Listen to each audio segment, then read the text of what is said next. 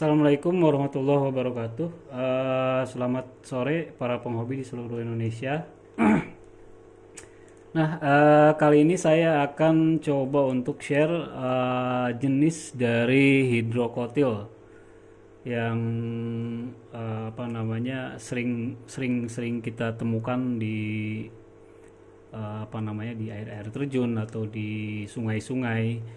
Tapi di sini saya akan bahas 4 jenis dari hidrokotil yang mungkin teman-teman juga sering menemukan di sungai-sungai atau di air terjun ya. Ini kita lihat yang ini hidrokotil tripartita yang ini. Ini sering banget ya kalau misalkan teman-teman aquascaper rata-rata dia pakainya ini dia tripartita. Kemudian di sini ada ini verticillata, ini hidrokotil verticillata. Ini jarang saya temuin ini sebenarnya sih, kalau saya hunting dia jarang banget kita temuin. Dia bentuknya seperti payung. Kalau ini hidrokotil Siptorpioides. Nah, ini sering banget kita temuin nih kayak gini. Kalau ini satu lagi hidrokotil Leucephala. Oke. Ini berasal dari mana sih tanaman ini ya? Hidrokotil itu sebenarnya ini tripartita ada di Asia. Ini Siptorpioides juga di Asia. Sering banget kita temuin ya. Kemudian di Leucephala kalau nggak salah ini Brazil dia. Dan verticillata itu Amerika Selatan, Amerika Utara. Tapi di Indonesia juga mungkin ada ya, tapi saya belum pernah nemuin kalau yang jenis ini. Kalau yang kedua jenis ini maksudnya kedua jenis ini saya sering nemuin. Kalau yang ini jarang ditemuin tapi ada di Indonesia. Ini juga jarang saya temuin, mungkin juga ada di Indonesia ya. Oke, kita buka ya. Kita lihat perbedaannya. Ini rata-rata teman-teman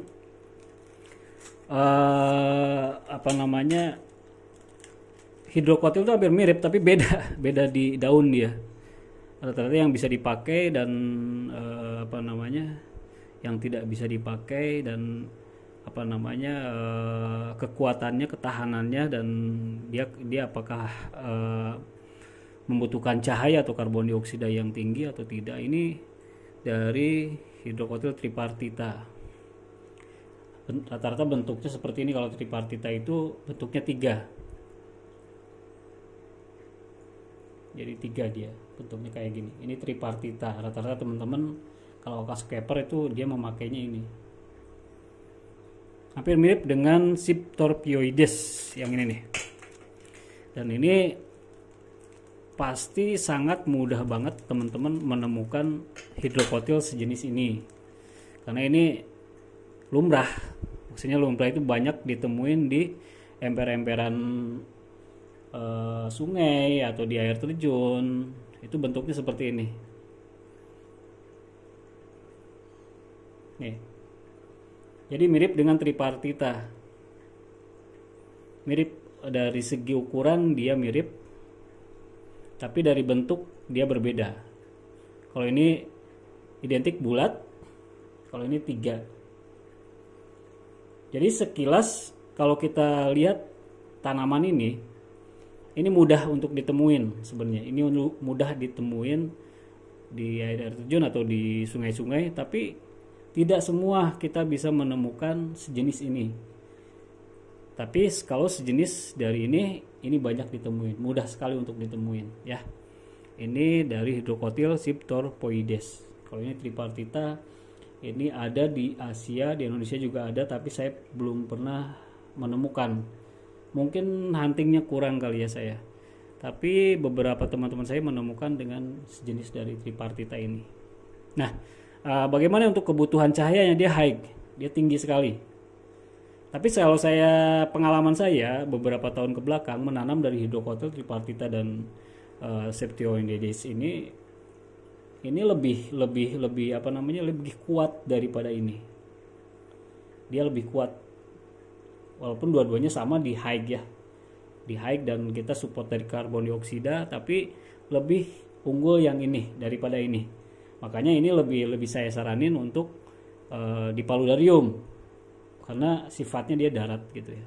Kalau airnya juga saya belum pernah untuk dia rimbun seperti ini untuk hidrokotil jenis ini, tapi kalau ini saya sering, dan ini high dan karbon dioksida pun juga dia bagus, malah mengarpet, tapi ini cukup agak sulit ya. Oke teman-teman gitu ya, jadi dua jenis ini sangat mirip sekali, tapi berbedanya di jenis dari batang daun ya. Dia 3, ini adalah 1, dan ini sangat mudah ditemukan, dan ini agak sulit walaupun dua-duanya sama di Asia ya. Oke. Sekarang yang ini yang verticillata, hidrokotil verticillata. Ini juga saya belum pernah nemuin untuk di Indonesia. Mungkin hunting saya kurang kali ya. Tapi beberapa teman sih katanya sih ada. Tapi kalau saya baca di Wikipedia ini berasal dari Amerika Utara. Jadi kalau misalkan ini verticillata, ini kayak sejenis kayak ini apa namanya? Dia kayak payung gitu bentuknya. Kayak gini. Ini kayak daun ya, mudah sekali untuk membedakannya ya. Kalau yang satu lagi Leucephala, ini mirip dengan Cytinoides, tapi dia lebih besar gitu, dia ukurannya lebih besar. Nah, ukurannya lebih besar.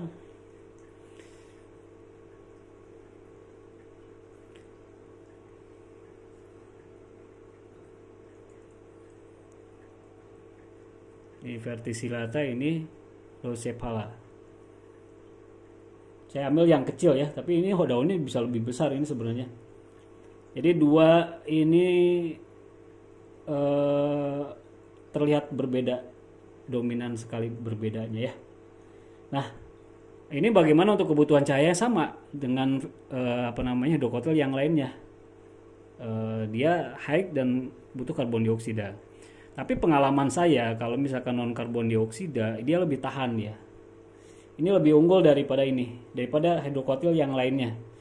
Jadi kalau misalkan teman-teman mau memakai hidrokotil dalam jangka waktu yang lama ya, bukan yang sebentar hanya 2 bulan 3 bulan. Kalau misalkan berbicara 2 sampai 3 bulan, hidrokotil yang ini darat semua pun juga ini kuat untuk tanpa support dari karbon dioksida. Tapi kalau misalkan tidak memakai karbon dioksida, ini akan lebih unggul daripada hidrokotil yang lainnya.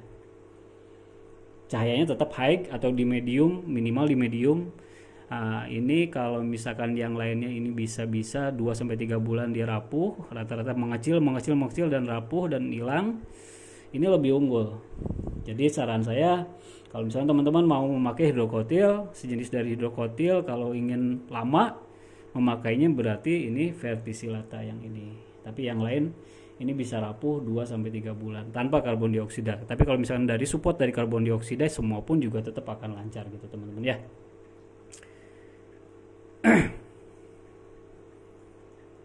Oke, begitu teman-teman. Ini ada 4 jenis hidrokotil. Jadi serupa tapi tak sama dari berbagai ukuran, dari kita jenis, dari bentuk dari daun, dan keunggulan kebiasaannya bagaimana, apa support CO2 atau tidaknya tadi udah kita bahas.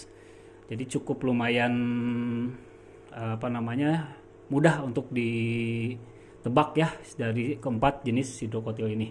Nah, tips dari saya, kalau misalkan memakai karbon dioksida, boleh memakai semuanya ya, boleh memakai semuanya. Itu kalau misalkan teman-teman memakai karbon dioksida dan cahayanya itu tinggi sekali untuk kebiasaan dari hidrokotil ini. Tapi kalau misalkan teman-teman orangnya bosanan, 2 sampai 3 bulan itu tanaman diganti lagi, ini akan lebih unggul semuanya. Ini bisa dipergunakan buat di mid ground atau di belakang, itu bisa ya. Tapi kalau misalkan teman-teman ingin lama tanpa karbon dioksida tapi lama untuk penanamannya, pilihlah dari hidrokotil verticillata yang ini ya.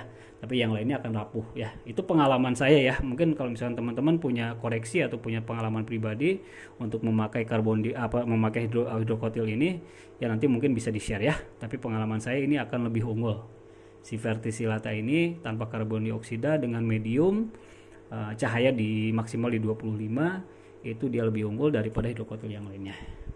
Oke, itu aja teman-teman dari saya. Mudah-mudahan bisa menambah wawasan dan ilmu buat teman-teman di rumah, dan mudah-mudahan bermanfaat ilmunya. Dan silahkan teman-teman dicoba, nanti hasilnya kita akan sharekan lagi untuk tanaman-tanaman jenis yang lainnya ya. Oke teman-teman, terima kasih. Assalamualaikum warahmatullahi wabarakatuh.